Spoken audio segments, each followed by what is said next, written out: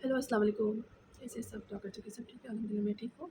और आज एक मैं मोटिवेशनल कहो या कुछ पता नहीं, एक ऐसे वीडियो लेके आई हूँ जिस कहानी से मैंने सीखा है और मेरी लाइफ में बहुत ज़्यादा उसने उस कहानी से मुझे सब्र, हिम्मत और यकीन मुझे मिला है। तो मैं चाहती हूँ कि ये कहानी मैं आप लोगों के साथ भी शेयर करूँ और आप लोगों की भी जो भी हालात है, जो भी सिचुएशन है, उस पे और ज़्यादा यकीन भी मज़बूत हो और सब्र भी आए।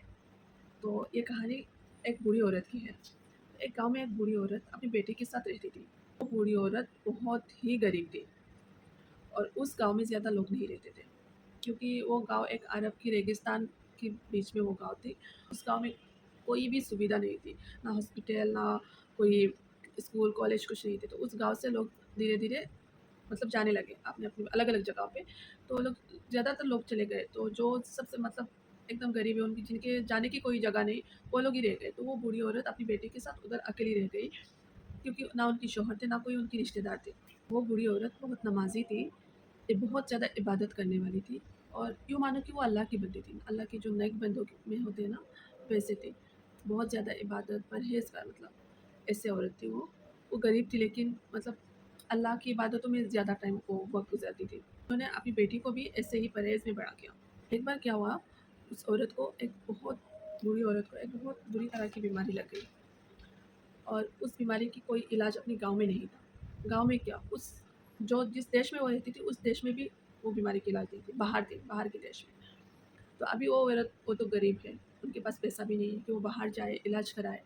तो वो सब्र करके अपनी बेटी के साथ घर पे थी। तो बेटी को चिंता लगी रहती थी और बहुत बुरी तरह की बीमारी थी, वो एकदम बेड पे चली गई। एकदम बेड में जब थी, तब भी वो इबादत करती थी और अल्लाह पर इतना यकीन मज़बूत था उनका। उन्होंने अपनी बेटी को बोला कि तुम सब्र रखो और अल्लाह पे यकीन रखो। अगर इस बीमारी की शिफ़ा अल्लाह ने, मेरी शिफ़ा करने वाला अल्लाह है। अगर उन्होंने शिफ़ा रखा है और मेरी शिफ़ा होगी, तो वो डॉक्टर मेरे पास आएगा। सोचो, हम भी बोलेंगे कि डॉक्टर आएगा हमारे पास इलाज कराने के लिए, ये कैसा मुमकिन है? ये तो नामुमकिन है और वो भी अलग देश में रहते हैं, इस देश में भी नहीं है, दूसरी देश में रहते हैं। यहाँ पर यही यकीन के साथ और यही ईमान के साथ वो इबादत करती रही। एक रात 2 आदमी आके उनके दरवाज़े को खटखटाया, नॉक किया। वो 2 आदमी पता नहीं कहाँ से आ रहे थे और वो उधर रेगिस्तान में भटक गए थे। दूर से मतलब उस गाँव में थोड़ा रोशनी दिख रहा था, तो वो लोग सोचे कि उधर जाते, उधर कोई लोग रहेंगे शायद। तो दोनों जब आए और नॉक किया, तो बूढ़ी औरत ने अपनी बेटी को बोला कि पूछो कौन है? आदमी की आवाज़ सुने और घर में कोई, उनके घर में कोई आदमी भी नहीं थे। तो उन्होंने बोला कि दरवाज़ा मत खोलो। तो उनकी बेटी ने मना कर दिया। वो लोग फिर से नॉक किया, दरवाज़ा खटखटाया कि बोले थोड़ा पानी पी, मतलब वो थोड़ी देर सोचे, पानी दे भी या नहीं, कौन है, आधी रात को आए, अच्छे लोग हैं या बुरे लोग हैं। तो उन्होंने मना कर दिया, पानी के लिए भी मना कर दिया।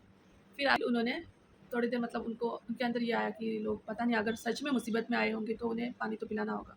तो उन्होंने अपनी बेटी को बोला कि पानी दे दो। तो उन्होंने पानी दिया। फिर उस बूढ़ी औरत ने उनसे पूछा कि आप लोग मतलब कहाँ से आए हो? और तो उन लोगों ने बोला हम लोग मुसाफिर हैं, हम लोग भटक गए रास्ता और यहाँ पे आपकी घर की रोशनी दिखाई दी तो हम लोग इधर आ गए। अभी हम इतने अंधेरे हैं और कुछ दिखाई भी नहीं दे रहा, हम लोग कहाँ जाए? तो क्या हम लोग आज रात के लिए यहाँ रुक सकते हैं? घर के बाहर ही सही। तो बूढ़ी औरत ने बोला कि हाँ, रुक जाओ। में 2 कमरा था, दूसरे कमरे में उन लोगों को रहने दिया। बूढ़ी औरत ने बोला कि घर पे जो भी खाना है उन लोगों को दे दो। तो उस बूढ़ी औरत की बेटी ने दे दिया। तो नेक्स्ट डे जब वो लोग सुबह हुआ, वो लोग जाने वाले थे, तो उन लोगों ने बोला मतलब आपका बहुत ज़्यादा हम लोग शुक्रगुज़ार हैं, तो क्या हम आपकी माँ से मिल सकते हैं? तो मिले जब, तो पूछे कि मतलब आपको क्या हुआ है? आप ऐसे बीमार हो, मतलब बिस्तर में हो, क्या हुआ है आपको? तो उन्होंने बोला कि मेरी ऐसे तबीयत ख़राब है, अभी हमारे देश में इसका इलाज नहीं है, इसका इलाज वो जो जिस देश में वो इलाज था, उस देश का नाम बोला कि उस देश में है, उधर उनका डॉक्टर है। तो उनके पास में 2 आदमी आए थे ना, साथ में जो उनकी दोस्त थे, वो हँसने लगे। तो बूढ़ी औरत ने बोला मेरी इस हालत में आप हँस रहे हो, मेरी बीमारी सुन के? तो बूढ़ी औरत, थोड़ा उनका मन ख़राब हो गया कि मेरी बीमारी सुन के देख के वो लोग हँस रहे हैं। तो उन्होंने बोला, माँ जी आप टेंशन मत करो, आप कोई भी चिंता मत करो, आपकी बीमारी की इलाज जो डॉक्टर है, ये वही डॉक्टर है। तो सोचो उनकी जो ईमान था कि अल्लाह उस डॉक्टर को उनके दरवाज़े तक लाएँगे और वो रास्ता भटक गए और वो आए। उसी घर में, उसी दरवाज़े में आके नॉक किए। तो फिर उस और बूढ़ी औरत ने बोला कि अभी तो मेरे पास पैसा भी नहीं है, आप इलाज करोगे? तो फिर उन्होंने बोला कि हम लोग बहुत मुश्किल झेले। तो उन्होंने अपने रास्ते में क्या-क्या परेशानी हुई, क्या-क्या मुश्किल हुई, कितने हमें जगह दिया, आपने हमें बचाया। तो आपके लिए हम लोग कुछ भी करेंगे। तो वो उस डॉक्टर ने बूढ़ी औरत को फ्री में इलाज किया, बूढ़ी औरत ठीक हुए। तो इलाज करके डॉक्टर चले गए अपने देश में। उनका था एक बेटा, उन्हें उस औरत की बेटी बहुत ज़्यादा पसंद आए, तो उन्होंने उधर जाके अपने बेटे को भेजा और बोला कि उस लड़की को देखना और कैसा लगे तो बताना, मतलब पसंद आए तो फिक्स करके आ जाओ और नहीं आए लगे तो आप आ जाओ। उनके बेटे जब आए, उनकी बेटे को वो औरत की लड़की बहुत ज़्यादा पसंद आई।